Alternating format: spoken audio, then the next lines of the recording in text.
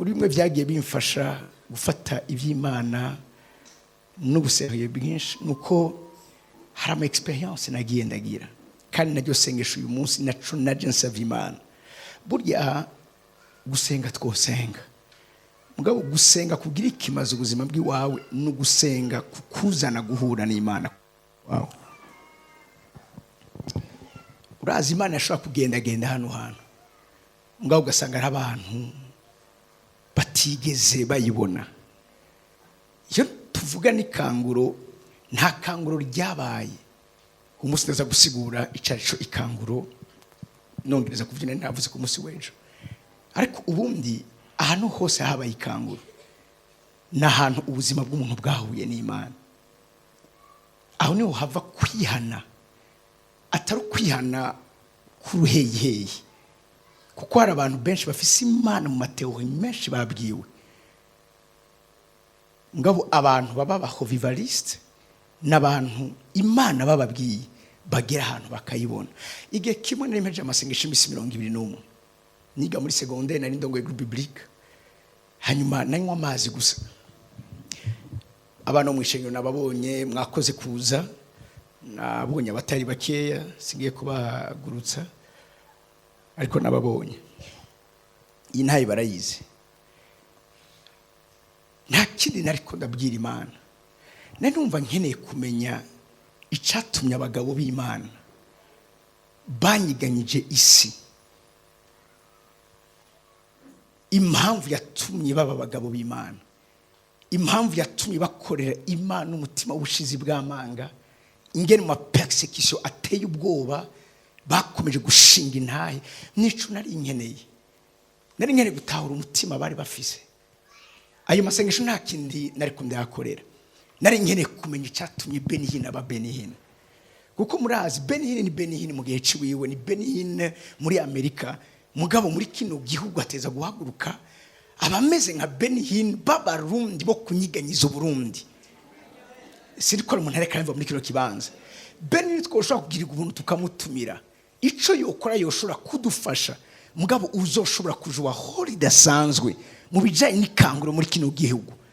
Sundi muntu atari umurundi. Ico gihe ndiko ndasenga, mwema Imana ambwira ikintu kimuraza ashaka kumara umwanya munini wibaza ngo Imana izokubwira ibintu byinshi. Hari gihe nivyo nakunze kugendererwa nkigishwa mu myaka ya mbere gukorera Imana, nari cyane muri prophetique. Ivyo mbona uyu munsi ba Prophet Patrick bakora uyu munsi je nabikoze ico gihe. Ariko mu Imana irambwira you have to shift. Cyanda shiftinga. Ico gihe haraza umarayika mu ijoro ryose. Jewe no kubwira umuntu n'umuvugishwa gusa umuvugishwa. Na ryohewe kubona mwene data Merci uyu turi kumwe kuva kera. Numwigishwa wanje wa mbere. Arabizi ndabigisha kuvuga ubutumwa bwiza. Alleluia. Ico gihe sinzovyibagira, nari ngiye ku ishuri mpura n'umukecuru. Turakwaza.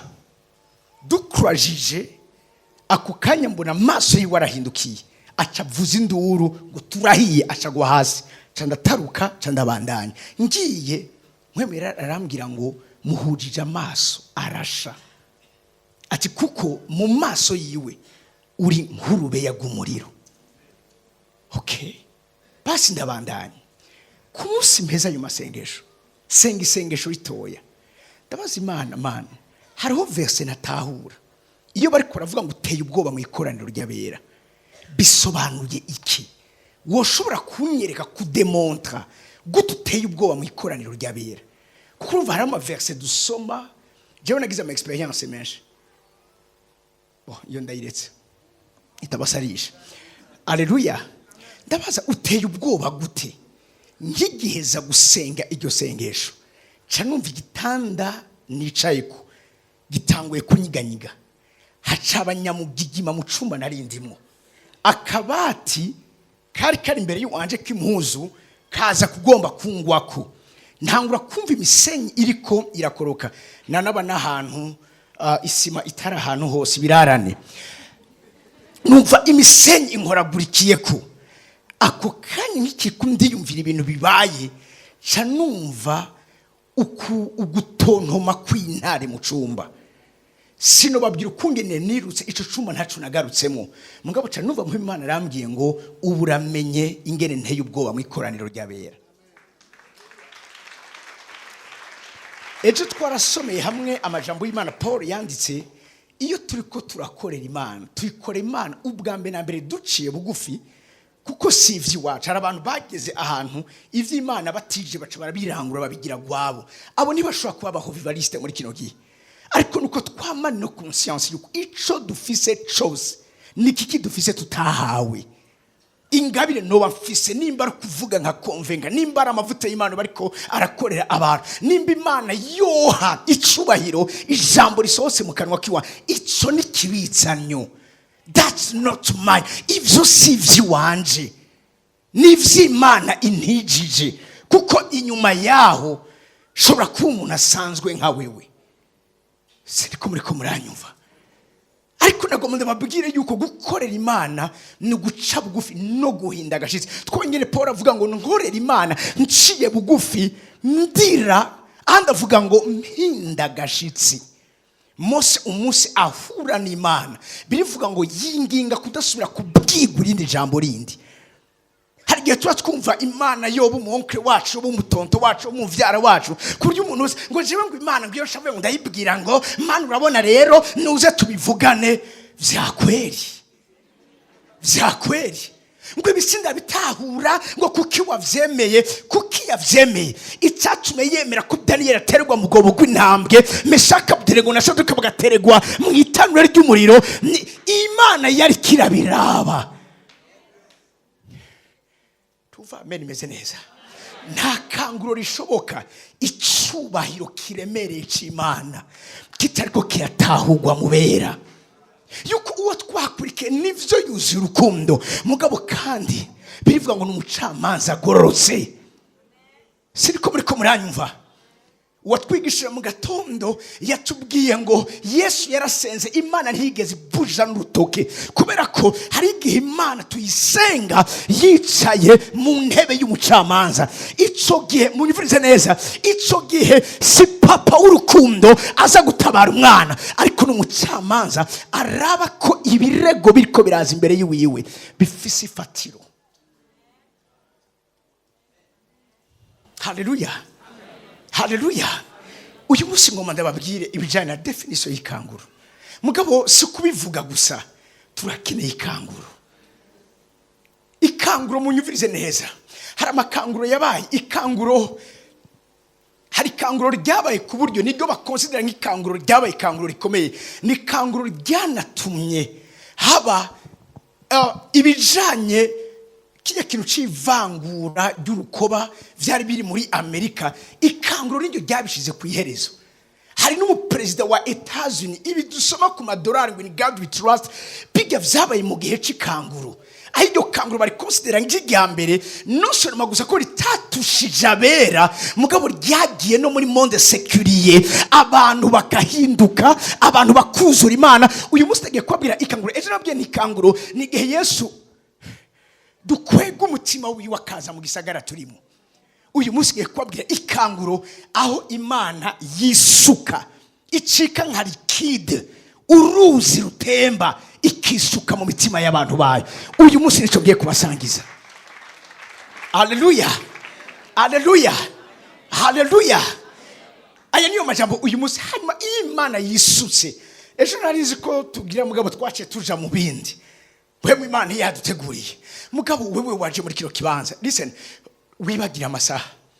Binyibukije naravye isaha umwanya ntanguye kuvuga, cyane buka umunsi nagiye kuvuga ubutumwa bwiza hari muri 2008 mu Kanyosha mu shengero ryitwa Shami ico gihe. Iryo shengero ngiye sinzovyibagira. Ngeze 10h30 isaha ikirahagarara. Mugabo tellement Imana ari kane kugirira neza umwana yari muri ico kibanza. Aho mu shengero ndongoye baraziyo ntaye. Hari umwana yitwa Joye. Uwo mwana ntibazi ikintu nakimwe cyari cyabaye kuri we, ariko Joye yabayeho akama amaraso, batazi ikintu kiriko kiratuma akama amaraso. Joye aronda agwara indwara nk'iz'abantu babatama n'abatamakazi. Joye mama we wamutwaye kwa muganga yakora muri Nations Unies, muganga caramubwira ngo umwana wawe nta gihe gisigaye akiriho. Joye yarafise imyaka 10 cyo gihe.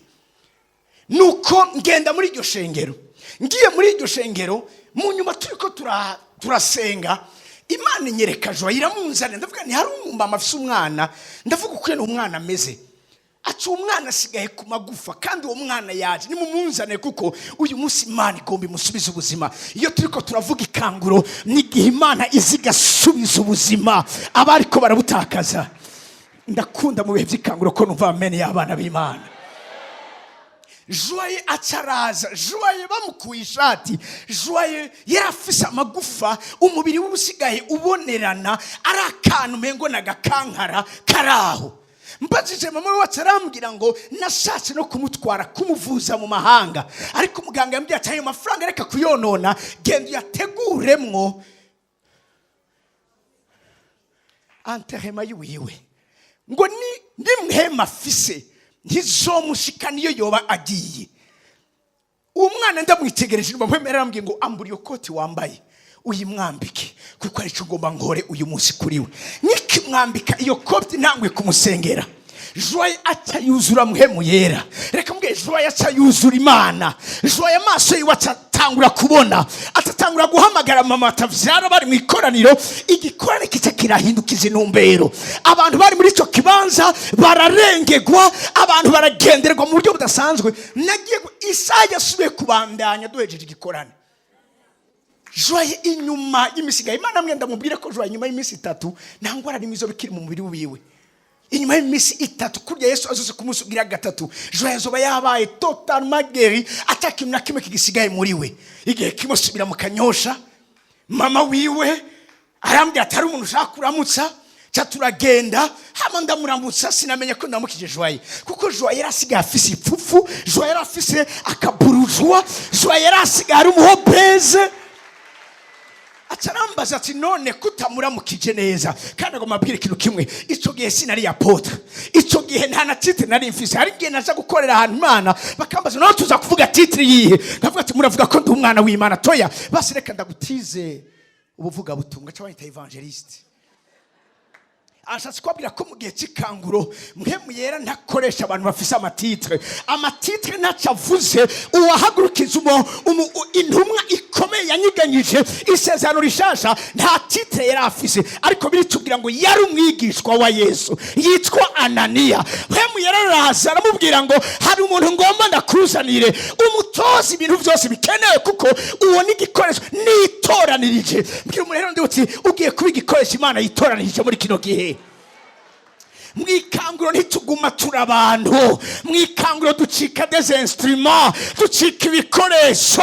Numva amen message muri cyo kibanza ivyakozwe n'umwa 9:15 uyo muntu ni kintu nitoranirije, si umuntu gusa agiye gucika igikoresho, agiye gucika igikoresho, ntagiye gucika gusa umuntu, ariko nuwongiye kwikiza kugira ijwi mu ryumva. Hari igikoresho cyitwa microphone, harabana Imana igiye kwitoraniriza muri kino kibanza nk'ibikoresho. Rero irazi protocole y'imhemu ku buryo nivyo muhemu yaratamubwiye, ariko yamenye ko bikenewe. Wize ugasoma neza kungene Imana yabwiye Ananiya icaza gukorera Sauli. Yamubwiye ngo araza kuza yahumye, umurambike kwibiganza ahumuke. Mbwa birimbwira ngo sivyo yakoze. Ananiya aragenda yinjira mu nzu amurambika kwibiganza, iki yari yakibwiwe. Mbwari detail indi batubwira ngaha, arambwira ati Sauli mwene data umwami arantumye, niwe Yesu yakuborekeye mu nzira wazananye ngo humuke. Iki ni cyambere. Ica kabiri wuzuzwe muhemu yera, uhumuke. Icyo ni cyambere wuzuze muhemu yera. Aya niyo manuze abiri ngiye gufatirako.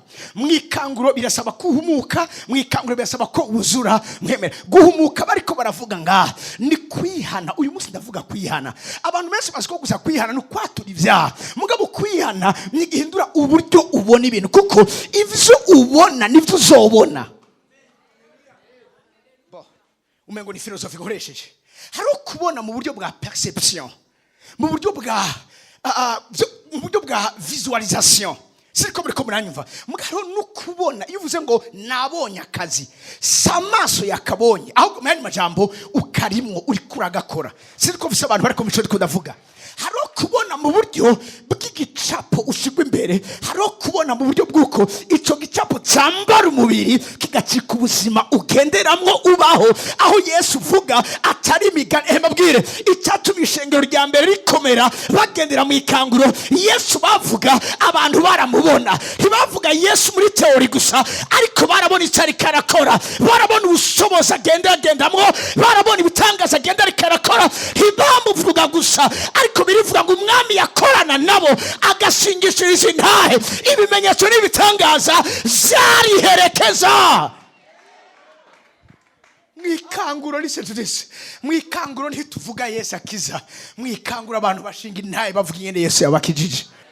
Mwikanguro nituririmba, no, mwikanguro turonga intahe z'abantu bakira ibitangaza biciye mu guhimbaza kwacu, kuko Imana yamanutse, Imana yagendagenze, Imana yagaragaje ubushobozi bwa Mpemu biciye matazirano, abantu bakabona Imana. Mbabwira igituma abantu benshi batariko barakizwa, kubera ko turababwira cyane Imana mugabo ntituyibereka. Mu gihe cy'ikanguro ntituyivuga cyane, turayigaragaza cyane, turayihisura cyane, turayibereka. Ruva mbene mbesesa muri cyo kibanza. Igihe kimwe ninjira mu nzu y'umugabo w'umuintellectuel adasanzwe, yari afise umwana afise imyaka 11 kana sinzo kibagira, babaye ahantu hafi y'umusigiti. Rero ako kana kahandurira imyuka mibi, misoso kw'amajoro yakabayeho, imhemu mbi z'amaziza zikagasambanya umwana, kama yuzuye inda ku buryo n'umwana atangura guhindura demarche, yatambuka nk'umuntu mengo aramugaye. Njyana kuvuga ubutumwa bwiza muri nesese, kuko nababwiye mu gihe cy'ikanguro Yesu tumujana ahantu hose. Mbwira umuntu ati Yesu tumutwara ahantu hose.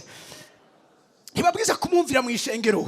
Vyonge Yesu ntiyavuze ngo mugende mubarindire mu ishengero, ariko avuze ngo twebwe tugende, ni mugende muhindura amahanga yose kuba abigisha. Mbwira umuntu ati genda, vahuri, genda, sikaho bari nuva ameni meze neza. Haleluya. Kujya bakora marketing moderne y'umunsi, niko Yesu tubwirizwa kumuvuga, niko Yesu tubwirizwa kumupresha, niko Yesu tubwiza kumwereka abantu. Mama uwo mwana ambwira ikibazo cyo ndabona umwana ifoko ndamubona, shange na muhiri wabo, ngiye umwana nkimubona, Imana imbwira ikibazo umwana afise. Ndabwira mama we n'ingoma ndamusengera, ibi bizohera n'ubugira ubwo. Ati bamba ariko baramuvoma amazi, mugabo ntibatahuri gituma ayo mazi agumagaruka. Umwana hangwe kumusengera atangura kunyogomba nk'inzoka. Inyuma yaho umwana atangura kugira movement nk'umuntu nyene ariko arakora, uravyumva nyene acte sexuel. Mama we warifata kuti ibi navyo nibikati ntugira ubwo. Uwo munsi deliverance ni yahera, ndambwa ntinzogaruka. Mugabo aca bibwira papa wo mwana, papa wo mwana, kwivyo bintu muri ko muranyucira umwana nibiki, kwivyo bintu bababesha babakorofye nibiki. Mu gihe cy'ikanguro nigihe abantu tubereka yuko Yesu so wadukorofye mu buryo bubi, ariko ni Yesu yadukorofye mu buryo bwiza. Erega nivyo ntibabesha, baradukorofye, aradukoropa, agasohora imyanda yose, agasohora ivyakozwe vyose muri kahise, agasohora ikintu cyose gutuma udashobora kuba umugabo n'umugore w'Imana shitse. Arambya muri buso kumbeshera umwana n'unyononera umwana, ati basi twemerere umukozi w'Imana azoze, basi uzobibona kuko naraheza kumusengera. Umama sarane telefone arambya terega ga Kevin, ndakwinginze uzoze wasenze, Imana ntizotumara amazi, azovyibonere.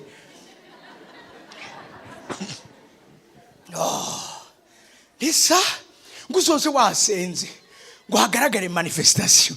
Sarambya nisingere kuri narasenga ngo hagaragare manifestation, kuko jengereye gutabagwa ku mwana. Urabizi mu gihe cy'ikanguro ntidukeneye iby'abantu bavuga nayo babwiye ku munsi w'ejo, ntidukeneye amabwire y'abantu, dukeneye ko abantu batabagwa. Twuzura urukundo rw'Imana. Birivuga ngo urukundo rwa Mwemera rwasutswe mu mitima yacu hamwe na Muhemu yera twahawe, Abaroma 5:5. Ubwo rukundo ruba rumuri twebwe, n'urukundo ruri sacrificiel, n'urukundo rudashobora kwemera yuko uryama amasaha usanzwe uryama, urya amasaha usanzwe urya, witwara kusanzwe witwara, uba mu mahopisi yagusanzwe ubamwo. N'igihe Muhemu Imana azaga perturba programme ziwawe, azaga perturba protocol ziwawe, amasaha warumenyereye kuryama wayagera wemera ko ativuka, hari umuntu ushaka kusengera ikintu warugeye gukora ati hagarika, hari ikintu ushaka gukora. N'igihe dutwagwa dufatwa mpiri tukajanwa aho Muhemu Imana agomba, apana aho twebwe tugomba. Ngiye wa mupapa sanga yasavye ikonje, aze kuasista spectacle. Listen to this. Revival si spectacle. Ngira umuntu hano si spectacle.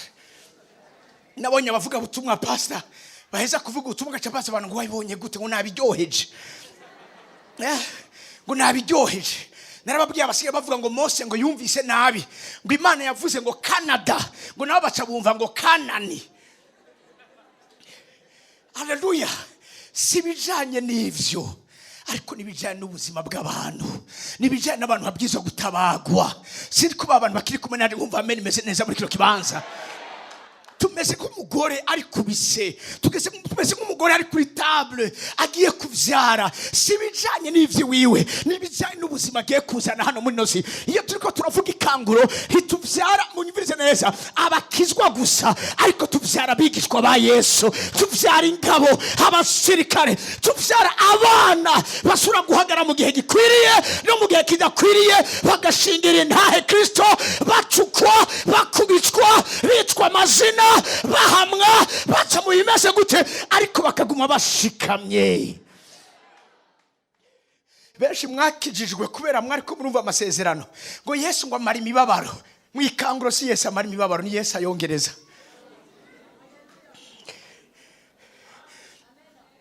Mperuka kubona Yesu amara imibabaro kera, ndabikumbuye. Niyo mpejeje kimwe acazana ikindi. Ariko umunsi umwe yarambwiye ngo uko niko ninvestisa mu bana banje. Ubushobozi ntibuva handi. Ubushobozi buva mwihamwa. Ubushobozi buva mu kudatahurwa. Igihe nyene uri muri inconfort, igihe nyene uri kurazugerezwa impande zose, usekwa impande zose. Aho ni Imana ihingura ubushobozi. Hari wa muririmbyi yitwa gute umwe muri Hillsong. Brooke. Niwe yarimvye aravuga ngo in the crushing, in the crushing, you are making a new wine. Imana irahingura vino shasha, ihingura mu kuvuga ijambo rirema.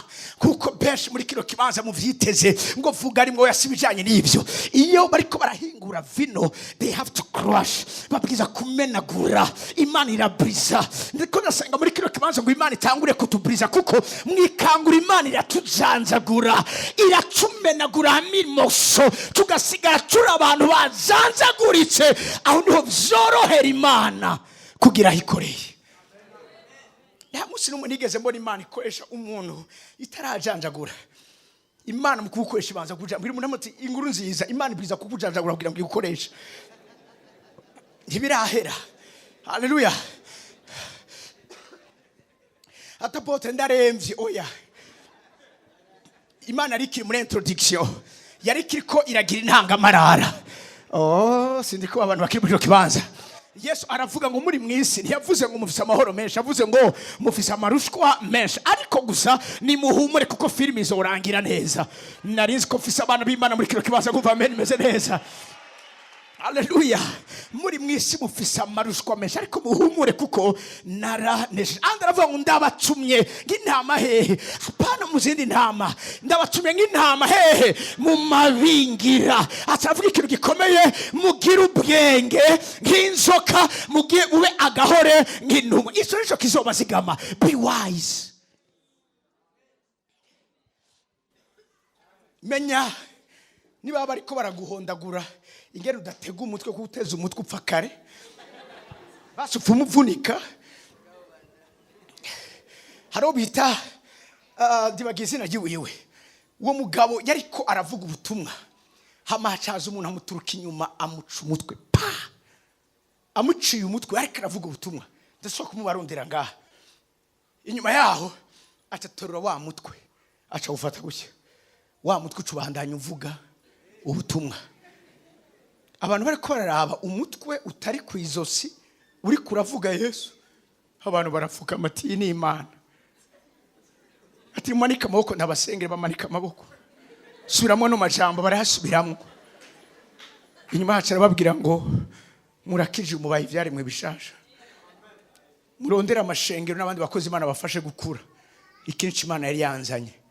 Ako kanya vyose bice biguhaza. Yatanguje igikorwa ciza muri twebwe, niyo kwizigirwa no kugisozera, izogisozera. Gira ubwenge uko nyene wekonomiza inkomezi mu vyuzo buri kuratama, mu vyuzo buri kuracamwe uhutishwa muri buryo naburiya numva amene meze neza. Ubwo nibwo bwenge Yesu yavuze. Siriko muri kumara muri kibanza. Wa mupapa reko ndabwira yangu umva ari gisanga natake nkavyibagira. Wa mupapa cyarazire ngo aje kuraba spectacle. Ndabwira numvise sinaje kudemontra. Cyo ushaka gutabarwa k'uyu mwana kuko Imana yaranyeretse umubabaro uyu mwana agira ntabyo ashobora kubabwira. Ariko imvira umwana w'imyaka 11 y'Amerika arafatwa ku nguvu n'imyuka mibi.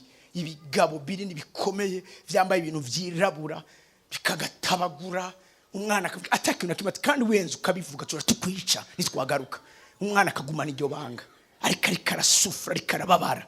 Tatevyo sivyo vyanzanye. Tabwira ni muvyeyi nibukene ku mwana watabakwicara harya ngo masengera umwana wawe. Ibisigaye turaza kwivuga hanyuma mugabo harimo urgence. Mwikanguro umuntu wese atahura ko harimo urgence. Ngiye umuntu ari ati ivuga butumwa ni urgence. Gusenga harimo urgence. Guhimbaza gutazira harimo urgence. Urazi mu gihe cikanguro abantu bose baratahura yuko nta mwanya ukwiye bafise wo gukora. Hari ijambo sikere kurizamwo. Ivyashoboye Yohana 12 mafiye sindi kuri fise hafi. Yesu niwe areka abwira Yohana amubwira ngo umugwanizi ari we Satani yakorowe mwisi afise inzigo nyinshi. 12 ati kandi arabizi neza ko afise umwanya muto gukora. Inziga afise sikubera ikindi washitse. Nuko noneho munezerwe mwamajuru namwe abayabamwe. Toko namajuru yo guhimbazwa no kunezerwa ariko bize twebwe. Ariko ibara rizobonwa nisi. Twebwe birivuga ko turi mu gihe cy'ibara. Ijuru ryo nirishima Imana irive. Uravyumva mugabo twebwe turi mu ijuru turi mwisi. Hano bamaze kuja mu ijuru mugabo bona guma baki biturire mwisi kandi bavuga ko bari mu ijuru. Turi mwisi bwa turi mwisi. Avuze ngo ibara rizobonwa nisi nikiyaga. Turi mu gihe cy'ibara. Kuko umugwanizi yabamanukiye. Somera kino kintu agize iki? Ari nizigo. Afise inzigo nyinshi. Urazi uri kuragwana umuntu afise inzigo nyinshi. Biratandukanye hari abanyamusaga iwacu. Ngiye kuvuga n'umugenzi wa Mersine na Pastor Lopez. Uwo mugabo yari umuntu nk'inzoga nyinshi. Mbo nariko ndacokoza. Iyo mvuze ngo n'umugenzi siko yakabara abagenzi mugabo baramuzi. Ataraza gusomborotsa intambara. Mugabo azatafise inzigo nyinshi. Ataraza abwira umuntu ati wowe nshobora wewe. Ati je umunsi shaka ko twe nawe bihera. Uyu munsi je nshaka ndakumara amazi imbere y'aba bantu. Ntacari kigabo cigabura gutya. Nakondara kigabo cikigangi ngaha. Nashobora kwitiza. Kigabura gutya. Ati sawa aca kuri birato. Aca ramwegera. Ko mugabo ngo munda ni harimo ndagwaye. Aho uza gukubita munda ni harimo. Kwa muganga bambwiye ko ufise ikibazo cy'ama intestine. None wowe ugomba kugwana. Uzi kugwaye. Haleluya. Biratandukanye na kawawa. Kugwana Satani bitandukanye no kugwana na kawawa. Turiko tugwana umuntu afise inzigo nyinshi. Donc urumva afise bivuze ngo azi ko afise igihe gito. Nake gutangara n'ishengero twe tuzi pastor ko dufise umwanya mwinshi. Kuryo nivuga butumwa tura postponinga. Hatoya naco. Tuzorikorejo. Tuje kuraba abagwayi. Ati tubikoze mu kwezi kuza. Urazi muri ko kwezi muzogenda abantu hazabamaze gupfa. Hari bintu ashobora gufyinisha. Okay. Arazi ko afise igihe gito. Mbwira umuntu ati natwe nta gihe dufise. Natwe dufise igihe gito. Igituma y'impacta nahari umugwanizi. Nikora ko ivyo akora vyose abikora abizi neza ko afise igihe gito cyo kubikora. Agaca abikorana inzigo nyinshi kugira ngo yonone vyinshi bishoboka. Urabe. Yesu akora igikorwa kimwe wakora bitatu. Yohana 10:10 igisumwa nikizanwa nikindi atari kwiba. Donc ariba mugabonye yivye ntibihagije.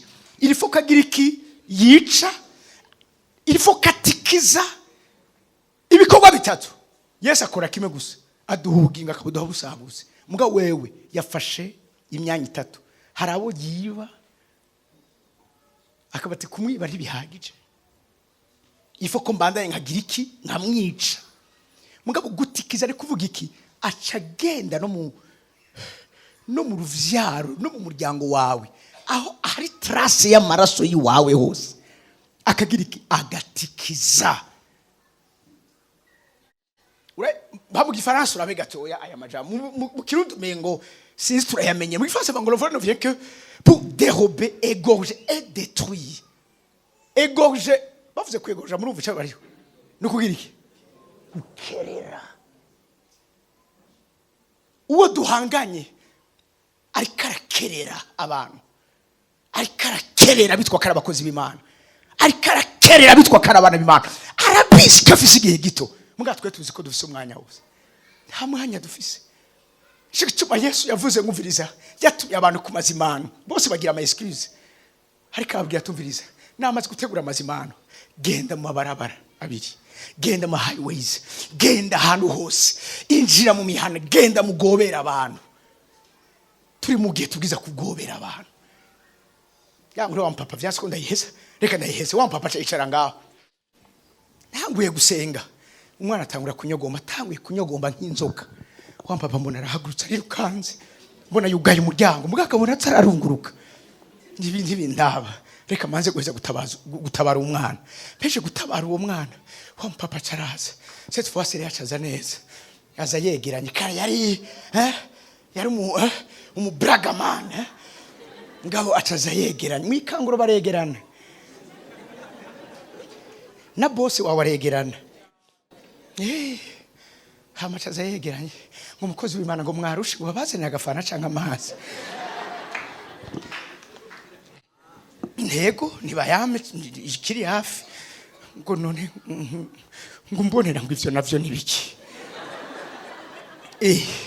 Yama diplome yawe yashize yakakanya ngo yambwira tambyanira nyene ubonye umwana vyagenze kuno cyangwa nididi babwire ingene bimeze. Umwana cabasigura l'histoire Jeravye yambwiye umwana nishuri b'Imana ari yampaye kuri we, arabibabwira vyose kungene bimeze. Wa mpapa ngo none wahabigiye ntibizogaruka, ntibashobora kugaruka. Ko rero dukora ikiga mukozi w'Imana kugira ntibize bigaruke. Gicambere mubwiza gukora ni mugara umuryango satani yinjiranamo, nimwihane. Babaza Petero ati none dukora iki? Arababwira ati nimwihane. Lakini mwikangura tubwira abantu kwihana, hindukirira Imana, mubone ibihe vy'impemburo, kuko nta rindi zina twahawe munsi y'izuba ryo gukirizwamwo atari Kristo Yesu. Iryo zina ga yamwe ntiribereye amasi n'impundu zacu.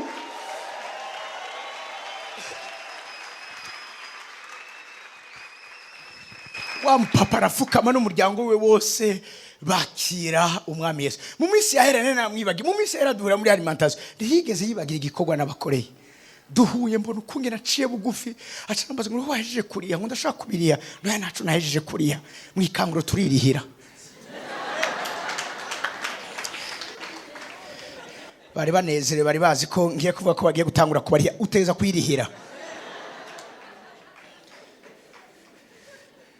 Hari abantu bari ngaha hagukora ngo batera imbere, barindiriye abakoze bagatera imbere bazobazanira.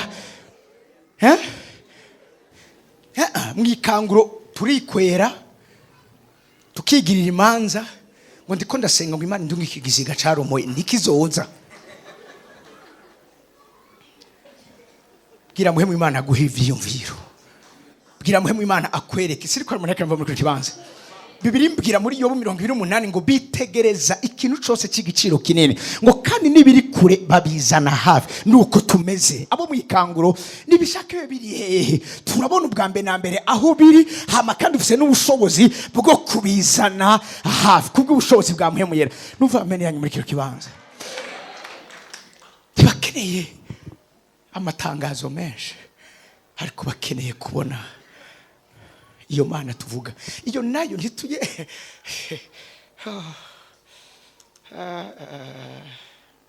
mugaka numva no genda kavuze ejo nakavuze gatoya mugano uvume ngo no kwa njya mu gatoya kanca dusenga rega ntaminza kuvuga umwanya wamaze kugenda.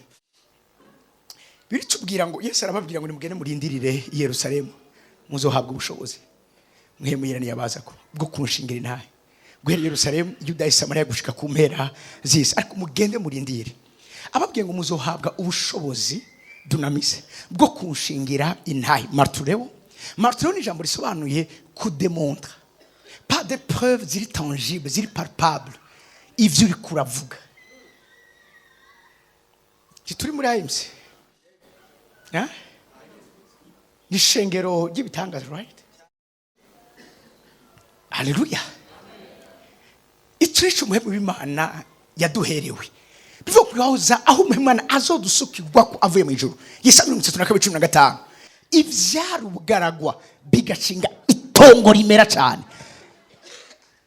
Ivyari itongo rimera cyane bigacika isha bitangura ari ubugaragwa. Muri kino kibanza hari abantu bari mu kino kibanza you feel like you are dry, urumaganye umeze nk'ubugaragwa. Aho umuhemu w'Imana aje, umuhemu w'Imana n'urukundo rw'Imana, n'urukundo rwa Yesu utemba mu bana b'Imana. Ni handi umviriza hari kumagana hatangura kubomba. Bitavuga ngo ukimo gihuzagizwa. Zaburi ya 22 ku murongo wa mbere yifuza imigezi y'amazi ariko umutima wanje uhuzagizwa kwifuza amazi. Mu bintu Dawidi yasavye Imana ukora ibindi byose wokora ariko ntumure ko mwemu wawe pega mwemu wawe no musigira he. Ntakindi dukeneye twuguruka amaso tumenye neza niki Imana ishaka, niki Imana irondera, niki Imana ikeneye gukora. Iki gihe turimo ni gihe cy'ikanguro aho tutavuga Imana abantu tubereka Imana, aho abantu bihana byo kwihana, aho abantu ubuzima bwabo buhinduka, aho abantu basiga inyuma ivyabo bagashyira imbere inyungu z'ubwami bw'Imana.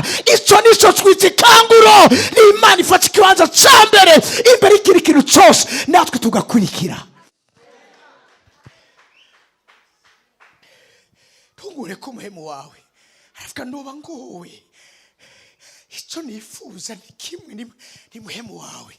Kacini kumana wacavuga ngo ntimushavurize muhemu yera niwe wenyene fise n'umugabo yarantaye umuryango warampevye uwo sigaranye imbere n'inyuma ni muhemu yera. Ntimukamubabaze niwe mugenzi sigaranye, niwe mfafe sigaranye, niwe wenyene fise imbere n'inyuma. Please ntimukababaze muhemu w'Imana wanje. Yarumva ko nyene ndi wiwe no wanda yakoze ivyo yakoze kuko yamwigishije gutama, yamwigishije kuri ikiguzi cyose kuko inyuma y'ibi byose muri ko murabona, inyuma y'ubushobozi bw'Imana muri ko buragenderera abantu. Inyuma hari bikomere, inyuma hari amasikatrice, inyuma hari guhemukigwa, inyuma hari amarira. Ivyo mubona umengo ni vyiza ariko twambariye ku ngovu nyinshi. Abansi birivuga ngo Dawidi avuga ngo kuva mu buto bwanje abansi baherekera barima mu mugongo wanje. Ivyo mutariko murabona nivyo bikomeye cyane, nivyo bihambaye cyane, nivyo biriko biracuma muri ko murabona ivyo muri ko murabona.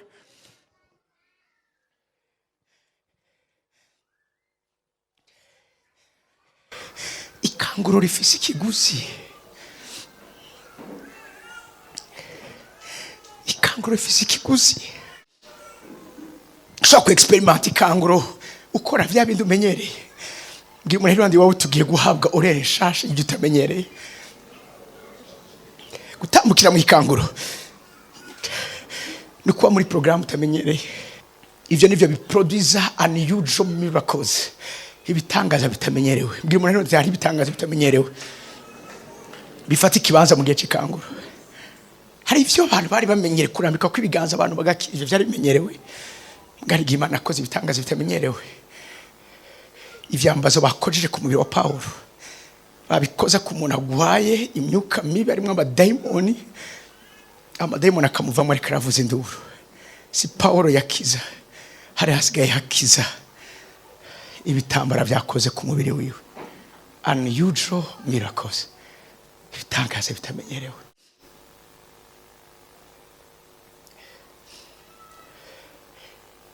Ikime twari mu gikorane 2017 twinjira 2018 niho umukameramani wanje yakirijwe uyu Hemera arambwira ngo ndagoma mu mekado y'imishaha ikizwa itabagwa. Toroganiza ikoresho hanze. Hari ahantu munsi y'isoko yo ku Musaga. Tibyari bwabe byiza nkabijya mumenyereye ubu. Byari bihe by'amatanguriro. Hanyuma ku kanya turutse podium haza umumama anzanira umwana ngo bamperesha n'umwana. Anzanira umwana amaze gutamoko no kurerembuza amaso. Araza mutera mu biganza by'Imana ati ntabara mukozi w'Imana. Nitegereza umwana mbona amaso yamaze kugenda. Urufuro kuroca impande zose. Fata uwo mwana. Narinzi ko no senze mu bushobozi. Urazi mwikanguro ico dukora cyose kiripuse n'urukundo. Dukunda Imana n'abantu bayo. Ikanabahe ibanga ry'ibitangaza mukunze kubona mu bakozi b'Imana batandukanye bakomeye. Si bijyanye n'ubushobozi bwo kumiza abantu. N'urukundo n'impuhwe bafise kuri bajya abantu bagwaye. Nyimba ukeneye kubona Imana ikira gukoresha, bwira muhemu Imana suku urukundo n'impuhwe. Igihe cyose namaze kundabivuga nabonye ibitangaza namenyereye. Nigi Imana yanyujuje umutima w'urukundo nkumva ivy'uwo muntu bibaye ivy'wanje. Umama mpaye uwo mwana. C'était comme si mfise umwana navyaye. Mfise Zayoni wanje.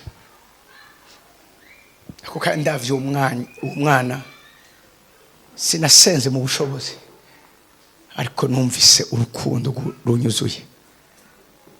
Umva musozi menshi. Fata umwana mushira ku mutima.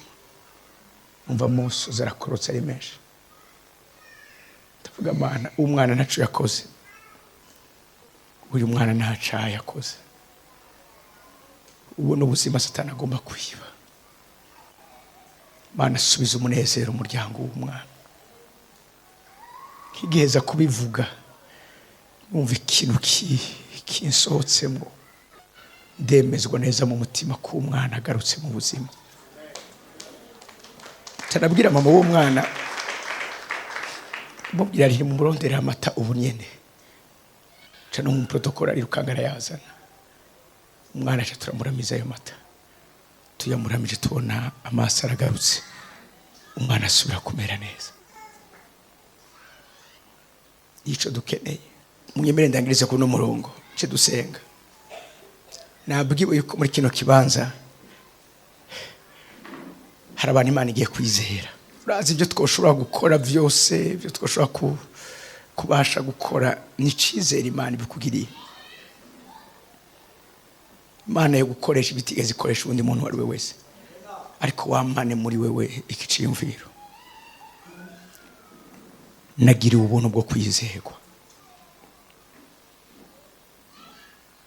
Cyo gituma Yesu yavuze ngo inyuma yo gukora ivyo bintu byose muce muvuga ngo turabashumba imbura kimaze. Twakoze ico twateza gukora. Kindi gihe baraza bari banezerewe. Ati muhemu bizatwumviye. Yesu acarababwira ngo ntimunezerwe nuko imuhemu zabumviye. Ntimunezerwe n'ibitangaza mwabonye muga vyamugurutse n'ibindi. Ariko nimunezerwe kuko amazina yanyu yanditswe mu gitabo cyo mu ijuru. Canke yanditswe mu ijuru. Mwana majambo kijuru ribazi. Tusakoze Imana benshi pastor abungere batandukanye bishop.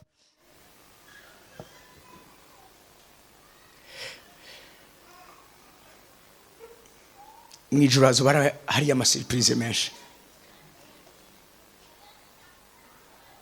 Tubonye abo twabonye ku mafish ku ma big board ku biki ama publicité bari ibubamfu. Batari buryo. Babwirwa ngo vaho mwankora biziramwe. Ntaho nigeze mbamenya. Urasi mwikanguro ari umuntu ndabura amazaje no conscience. Be umuntu ashobora gukora kandi agakora ibikorwa vyiza. Ngo batazwe. Haro numvise mu minsi yahera nako ngo araheze igihe patiri yaratevye gusoma imisa, sindi kibazo yagize. Uwo mutipe ngara abantu barinda, uwo mutipe acaragenda baca mu ryahumye, yambara impuzu za patiri, yari yaramemorije kungene atwara imisa, acara yibasomera. Asohoye imisa, patiri arashika ati ko musohotse, atarundi mupatiri wundi yaje kudufasha. Munyuma ati mbesha yavuye hehe?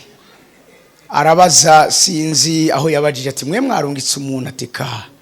Bararondera basanga n'umutipe atanditswe hano namwe atazwe. Baravuga ati kizira cashitse ahera, yaciye ahunga ava aho hantu. Birakunda no muri kino gihe hariho benshi bafise ama microphone bari ku mafishi bafise ibikorwa barongoye. Hariho benshi bavuga mu ndimi. Musumwe natangaye nariko ndirukana daimoni mu muntu mbaze ko ziravuga mu ndimi zitamenyekana. Sindimi zose ari indimi za muhemu yera. Turi mu gihe cy'ikivange giteye ubwoba. Umuntu ashobora kuza agasanga twe kwishengera iwacu isomene turatangura gukora dare. Hashobora kuza umuntu akiseramo nawe agakora agahereza kuva mu gatondo ushika ku mugoroba. Atana hamwe yanditswe kandi yakoze. Mugabo sibijanye n'ivyo dukora. Ubwa mbere na mbere twe turiko turabikora turazwi. Yesu avuze rimuneze kama daimoni yabumviye. Ashobora kuba yagiye kubera izina rya Yesu ko rifise ubushobozi. Ariko ni muhimbago yuko amazina yanyu yanditswe mwijuru. Mwani maja murazwe. Mu bihe vy'ikanguro n'igihe umuntu agira iyo conscience yukazwe mwijuru baranze.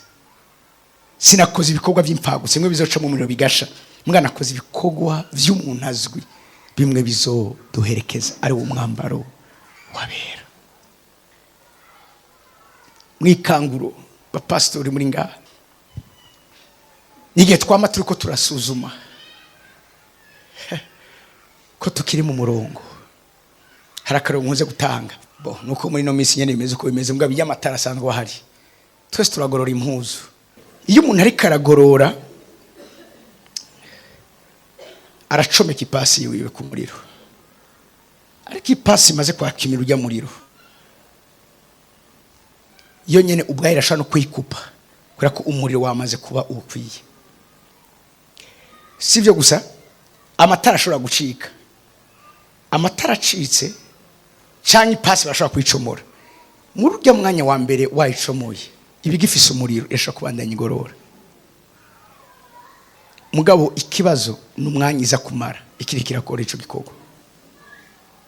Hariho benshi bitwa karabana b'Imana bameze nk'amapasi yacomotse. Baracafise ivyo bumvise, ivyo bigishijwe. Arashobora kuvuga imirongo ya Bibiliya, mugabo yaracomotse ntakiri connecte ku isoko. Mwikanguro nuko twirasura yuko we are connect to the source. Ataruko nivyo hari umwanya zo kwimpressiona abantu, mugabo it's a matter of time. Nigihe c'umwanya muto ivyo wabizoca bigera aho bigira iki bitangura kujabona. Ugorora impuzu ntigororeke kubera iki ntugicometse. Mwikanguro umviriza no kwama turiko turagwana intambara yo guhora ducometse. Mwikanguro kizirirwa kumenyera Imana. Ngoma ndageze kuno murongo mbwira abantu Imana yizeye muri kino kibanza tuce dusenga kandi nyuma y'iminota mikeya tuzaduhejeje. Urazi yo Imana ari ahantu turafise ingene tuvyumva. Ndumva mu Imana ikaravugana n'abantu muri kino kibanza. Yesaya 49 usomera umurongo wa mbere n'umurongo wa kabiri. Musomyi wanje ari he? Nimunyumve yemwe abo ku kiyaga namwe mahanga ya kure. Ndashaka usome nk'umuntu nyene ari mu gikorane cy'ikanguro. Nimunyumve yemwe abo ku kiyaga, nimunyumve yemwe ababa ku kiyaga, namwe mahanga ya kure tega amatwi. uhoraho yampamagaye ntaravuka. uhoraho yampamagaye ntaravuka. Twese turabizi yuko twahamagawe tutaraza hano muri nose. Ibyo dukora mu gusiga no kwemeza, ariko ubundi Imana idutoranya tutaravuka. Niyo majambo Yeremiya yavuze, utaraba urusoro mu nda mama wanike Imana abwiye Yeremiya, narinda kuzi kandi nari naragushizeho. Iriyo agenda Imana ifise ku muntu wese muri kino kibanza, numva amene yanyu. Amen. Aravuze ngo yampamagaye ntaravuka, nkiri mu nda ya mama yagize iki? Yamvuze izina. Mbwira umuntu ati arakuzi mu izina. Si accident kuburi ngaha uyu munsi. Si accident kubona waravutse muri kino gihe. Yaraguhamagaye mu izina, yarakuvuze mu izina, yagutoranyije kera utaravuka. Umviriza umurongo wa 2. Ico twese abayiteguriye kuba abahovivaliste, abiteguriye kuba abantu bagiye gutuma ikanguro rifata ikibanza. Shakespeare yavuze ngo some people are born great. Hari abantu bavuka bakomeye, abandi nabo bariha gukomera, ngo abandi nabo bavyisangamo batazi ngene vyage. Hari abantu, hari filime nigeze kura bitwa ngo numu president niwe wenyene yarokotse. President yitwa gute? Survivant désigné. Murayizi yo filme? Bon, ni Kifa, ariwe Jack Bauer muri 24 heures. Yabaye president kubera ko abo bari kumwe bose bapfuye, bicaye mu gwako gutyo. Nta kuna kumutabwiza gukomera muri buno bugingo. Shaka uyu musi nababwiye ejo nabaza ni muhemu y'intambara. We can't experience, ntidushobora ku experimenta réveil tutabaye abagwanyi. Nabo nyene bari kuri front line fighters. Babandi bakirana n'umwasi ku maremba, pana umwasi bamugwaniriza indani. No, iyo umwasi yamaze kukwinjirana utakaza vyinshi. Igituma gushika uyu munsi Uburusiya buhagaze nuko intambara ikibera hanze y'Uburusiya. Intambara biza kubera kuri tere y'umwasi wawe, apana kuri tere y'wawe. Hari gihe nahora nkora ama deliverance muhira muri biro mfise. Ico gihe abanje madama gategwa, abana bagategwa, abakozi bagategwa. Umunsi umwe yarambwiye ati ivyo ukora ni biki? Mu muryango si champ de bataille. Champ de bataille ni hariya ku gicaniro ku ishengero twari intambara ari. Uzosa aho uzohagwaniriza umuryango, isigene umuryango. Mwapana kuzana intambara zo hanze uzizane muhira. Kubicoge naho hoze umuntu ameze gute ngo ashaka ko ndamusengera, ndavuga ntumbize ngo tugende ku ishengero.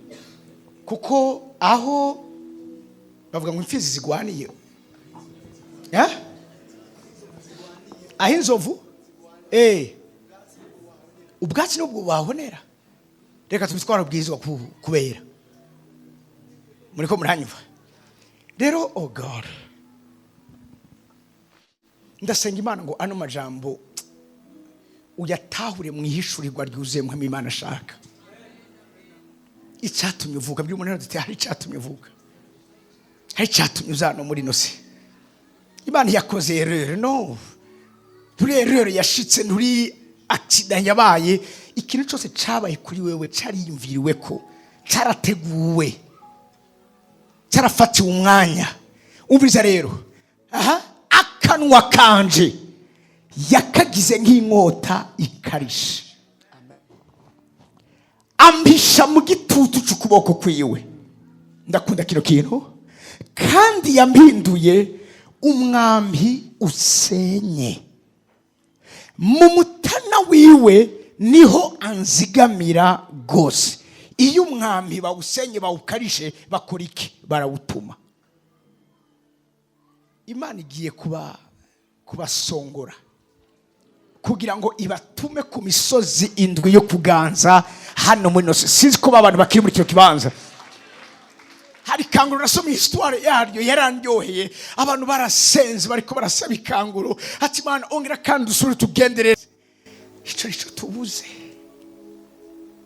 Umuntu abona ivyiwe gusa. Ariko Imana igutunganije nk'umwami usenye. birivuga ngo umuntu ntashire imbere ivyiwe ariko ashire mugenzi wiwe imbere. Rwa rukundo utangura kurujabukana ku bandi. Icyo dukeneye mwikanguro ridutera imbere twenyene, mwikanguro turaterana imbere twese, mwikanguro ridusiganwa riduhiganwa, nta numwe ndi muri competition nawe. Pasteur tubona hari umuhungu wanda afise ubuntu Imana muhaye je nafise n'umugisha kuri jewe, nandi ngabwira ndamubera umugisha. Nta numwe ndi muri competition nawe. Sintunga kubera ko wewe wakenye, ntunga kuko Imana yantungishije. Singomera kubera ko wabaye umunyantege nke, ngomera kuko muhema Imana yabihisemo kunkomeza.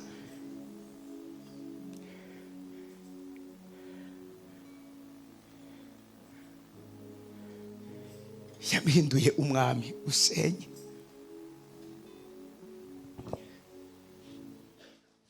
Hejuru yavuze ngo akanwa kanje kagize nk'inkota ikarije.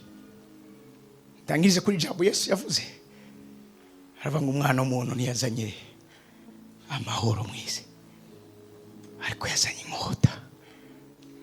Hadaravuga ngo sinazanye amahoro ariko nazanye no gutumuriro mwisi, ikanguro n'umuriro Imana itamwisi. Mugiye burana ijambo ryitwa tabera, umuriro woraho.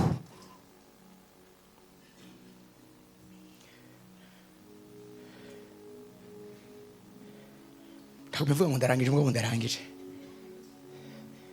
Ntabwo numva mu Imana garukana iki cyanditswe umunsi Yesu yabwiye abigisha bati mugende murinde muzagushoza muhimira yabaza ko birivuga ngo nuko bari mwibaraza ryo hejuru ya Salomo. Bibivuga ngo maze byari intumwa 10 baradondagura amazina baramaze kuba 11. Na Matiyari yamaze kuramplasa Yuda, ariko hari ikintu bavuga uvuga ngo ariko na Mariya nyina wa Yesu. Shaka ndabajana ahantu hano tugiye kudugira, niyo ngazi tugiye kudugira ko baratubwira abagabo bo bari ngaho. Mugabo muri abagabo bari ngaho hariho umwe wundi bavuze, ntibavuze amazina y'intumwa gusa, bavuze kandi n'izina ry'umugore yitwa Mariya, ngo na Mariya nyina wa Yesu yaraho. Hamambuke ko Yesu yavuze ngo nzobarungikira uyundi ameze nkanje. Namaca nibuka Mariya araho hano igiye muhemu Imana yasuku, kuko muhemu Imana ni Yesu mwindi forme yindi. Ingene Mariya yasubiye kandi yaheruka afise igikomera, abona uwo yavyaye bariko baramucumita, bariko baramushishagura, nga kandi asubira kumwumva muri forme ya muhemu yera aje mu cuma. Ndiyumvira umunezero Mariya yarafise aho hantu. Baratubwira intumwa n'ivyo, mugabo hari undi yari aho hantu yariko arumva guhumurizwa, avuga ati wa wundi bica ndasubiye kumwumva, nk'umumama ndasubiye kumwumva, ndasubiye kumwumva, ndasubiye kumwumva. Yasubiye kwibutswa uwo yabonye ari karakuru, uwo yongeje kuko yaramwongeje, uwo yaturishije umube, wa wundi oza, wa wundi yuhagira. Abandi nivyo bariko barakira ubushobozi, mugabo harundi yariko arakira guhumurizwa no gusura kandi kumva urukundo kuwiwe yahoza akunda. Isengesho ryanje tube nka Mariya, dusubire kumwumva kandi zira ngo nimwe vyizigiro vyanje byanyuma afise. Arambwira ngo wa my last hope. Umva nakiriye uwo mutima umbwira ngo nta bandi nitutabikora nta kundi ari bubigenze, nitwamuhemukira nk'abandi nta bandi azoronka. Ni wewe yiyumviriye ko mu gihe gisa nk'iki wewe washaka ko mugendana, ni wewe washaka kuzuza umutima wiwe, ni wewe nawe ashaka kugenda kugira ngo wongere umuhuze n'abatamuzi. Wa mugabo yari ku kidengeri medesida, Yesu amushikiriye aramubaza urashaka gukira? Ariko urya mugabo aramubwira inyuma y'imyaka 38 amaze kubona ko ata muntu n'umwe yitwararitse ivyiwe, aramubwira ngo nta muntu ufise. I have no one. Nta n'umwe mfise. Hari imiryango muri ino si, hari imiryango muri kino gihugu iriko iravuga ngo uyu mugabo nta muntu ufise, ntawe ukwitaho ivyanje, ntawe ukubabazwa n'ivyanje, ntawe ukurizwa n'ivyanje. Ikanguro n'igihe muhemu w'Imana asuka muri twebwe kubabazwa n'ibibabaza umutima w'Imana. Muri ivyo mwacararimba mu gihe c'ikanguro ngo break my heart for what breaks yours. Janjagura umutima wanje umenagure ube nk'uwawe. Break my heart for what breaks yours. Nisha akeneye, akeneye abantu buzuye impuhwe, akeneye abantu barizwa n'ivyiwe, akeneye umuntu ababazwa arazwi ishinga n'ivyiwe.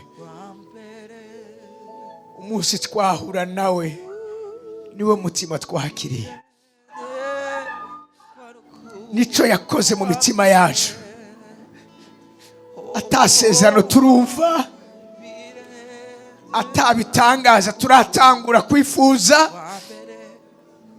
ariko twumvise kumukunda no kumukurikira no gukora ivyo agomba. Nico n'uyu munsi ariko ararondera.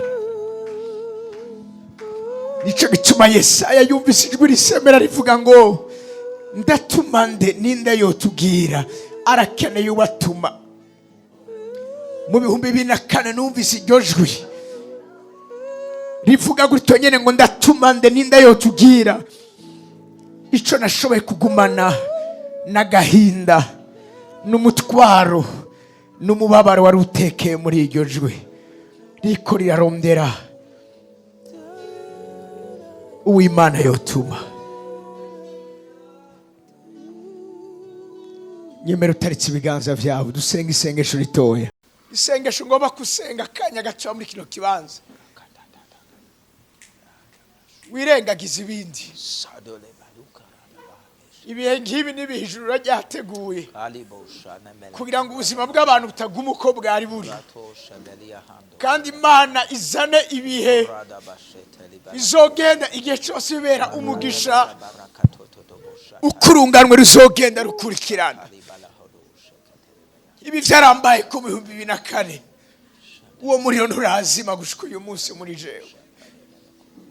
Mu 2011 vyahongeye kandi birasubira birambako.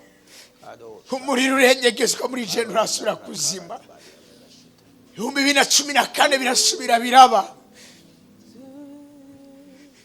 Si bihe byose Imana igendera abantu bayo, ariko ari ibihe ishiraho vyo kugendera abantu bayo. Iki ni igihe nemezwa neza ko Imana ashizeho kugira ngo igendere abana bayo.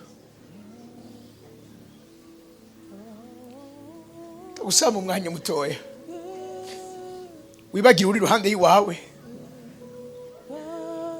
wibagira ibiriko biramataragu mariko iracikagurika. I don't care. Ariko ico nkeneye basambwira ijambo rimwe, ijambo rimwe gusa rirakwiye. Wa mugabisha w'ingabo yavuze ngo vuga ijambo rimwe gusa. Sinkeneye vyinshi, vuga ijambo rimwe gusa. Hari iryo yovuga umubiri wawe ugasubira ugakomera, amagara meza agasubira agafata ikibanza mu buzima bw'iwawe, ubugingo bwawe bugasubira bugatonda, inkomezi zikagaruka, amahoro n'umunezero bigasubira bigatemba mu rugo rwawe. mu buzima bwawe bw'imhemu ugasubira ukakira wa mutima wiwe akeneye kugira. Hemu yera, vugana n'abana bawe, vugana natwe, vugana natwe. Iri ukoze ku muntu muri kino kibanza ntibe porogaramu imenyerewe, oya, ariko bibe ibihe tuzohora twibutswa mu buzima bwacu yuko warongeye kandi gusubira gutera intege ubuzima bwacu. Turasubira turahagurutswa, turasubira turakumva nka Mariya mu ibaraza hejuru kwa Salomo. Turasubira kandi kumenya neza ko ni wewe twumvise. Birashika mu rugendo rwacu tukabahana ukamengo si we twumvise, ukabareka tumubwire ngo subira kandi uvuge, subira kandi uvuge, subira kandi uvuge, subira kandi subire ndakumve. Kandi iki ni igihe cy'uko umuntu wese arondera ikiva kuri we. Ibyagiye vy'ikikangura mu buzima bw'abana b'Imana, ukumenyera Imana ntimenyegwa. Nababwira ateye ubwoba mu ikoraniro ry'abera.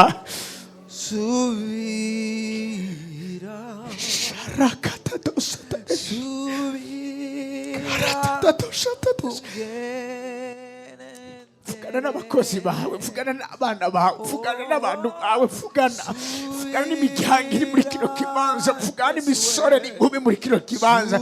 Kica uvuganye natwe mu bijanye n'ikanguro, kica uvuganye natwe mu bijanye no kuvyarira Imana hano muri nose, kica uvuganye natwe mu bijanye no gutera igise kugira tubone umwana yitwa ikanguro dusengera, turirira, tuborongera, twisonzeshereza, turarira amajoro havuka mu gihe cacu. Tuze tube nka Simeyoni, tuvuge ngo usezeye umusavyi wawe amahoro. Ibyo wari waravuze, ibyo wari warasezeranye, amaso yacu arashoboye kubibona, amaboko yacu arashoboye kubikikira.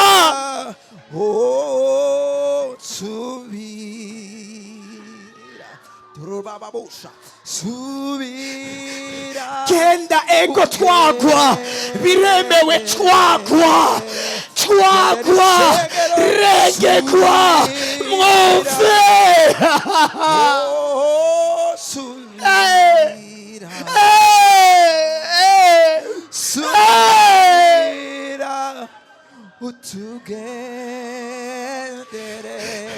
Biremewe,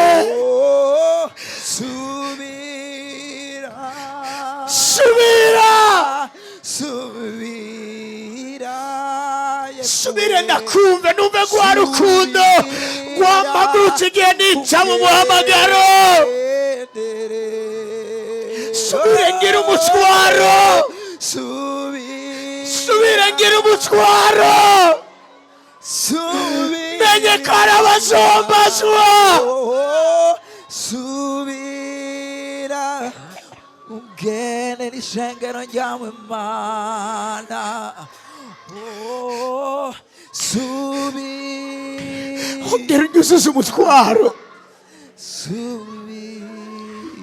ongera unyuzuze umutwaro.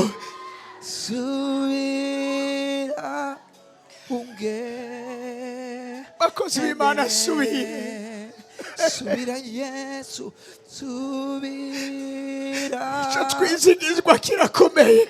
Subira, subira utugendere, ongera mwami, subira Yesu we, subira.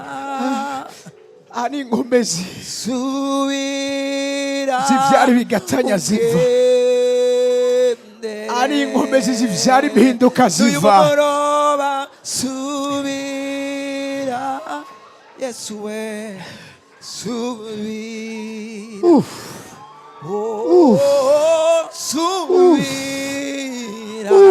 ungendere turakunyotewe subira Yesu mwami subira Shatatatakofatatesha. subira utuge Hezekiya aravuga ngo anjana mu kiyaya cyo kwerekwa. Hari aho tugera tugasubira kwerekwa. Rwa rukundo rwatumye adufata mpiri.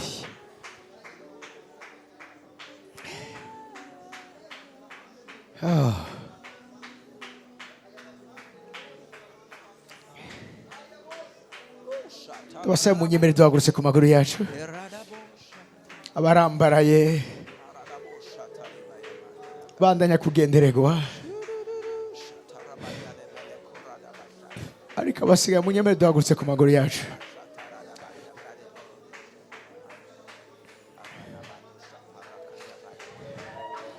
Nyemere ufatire ikiganza cy'umuntu akwegereye.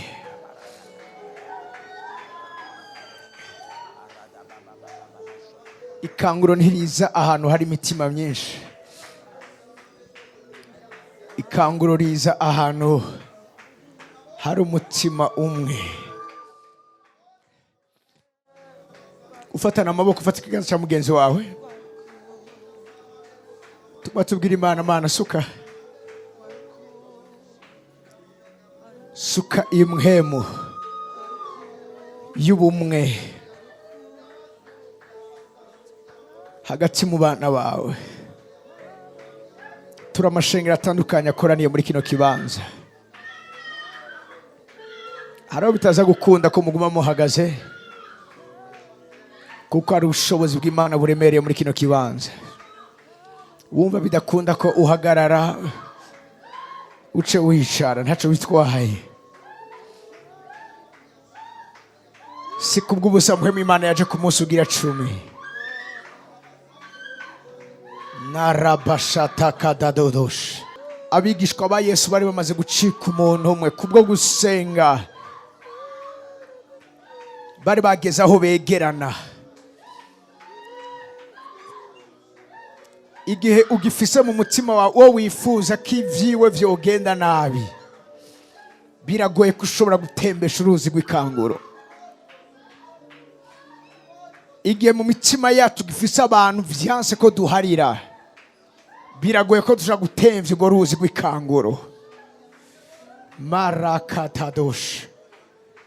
Mu gihe mu mitima yacu gifise vya bikomere vyanse gukira, urazi ni muhemu Imana ashobora kuvura ibikomere twagize yaba mu buto bwacu, mu gukura kwacu.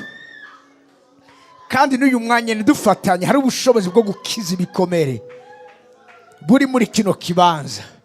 Janjagurika n'ababwiye kwihana. Kwihana n'igihe winjira indani mu mutima wawe ukabwira Imana ati sohora ikitava kuri wewe cyose. Sohora, sohora ikitatewe nawe cyose muri jewe. Hasigare wewe gusa. That's the best way to experience revival. Shandararabosataya. Dufatanya amaboko. Abahawe kuvuga muri rutamenyekana, mwonyemera tukavuga gatoya muri rutamenyekana. N'abafise ama microphone ndabingize vugiramwo. Senga muri rutamenyekana. Muhemu Imana azane koroha, azane flexibility. Ego birakunda cyane ko tubabarira, ego cyane birakunda ko dusabira imbabazi abadukome, ego cyane birakunda ko tureka uguhora kukaboko Imana, ego cyane birakunda ko tureka Imana ikavyiyokipa twe tutabigiyeho, ego cyane birakunda Kimani bigira affaire yayo twebwe tuta, ego cyane birakunda ko shobora gukunda mwene data nkamusengera kandi gutera imbere kwiwe akaba ariko gutera imbere kwani nkanezererwa ugutotara kwa mwene data wumva ko nosengera uyundi nguko no kwisengera. Zamura ijwi ryawe, zamura ijwi ryawe, sindabumva amajwi yanjye ariko arasikira. Zamura ijwi ryawe. Narasopatakate rezomna na masara takato zibredo zandarere sovateka. Urazi uburyo bwiza bwo korosa icuma nuko ugishyira mu muriro mwinshi kigasha cyane. Iyo icuma gihiye cyane kiroroha. Iyo muhemu w'Imana twuzuye birakunda tukoroha, birakunda tukaba flexible, birakunda tukaba maniable, birakunda.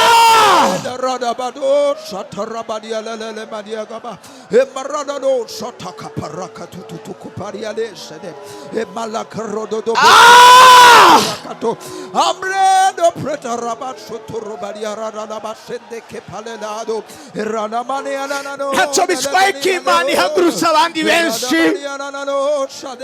babaye bafise umutima w'Imana. Turabakeneye. Ivyimburwa ni vyinshi ariko abimbuzi ni bake.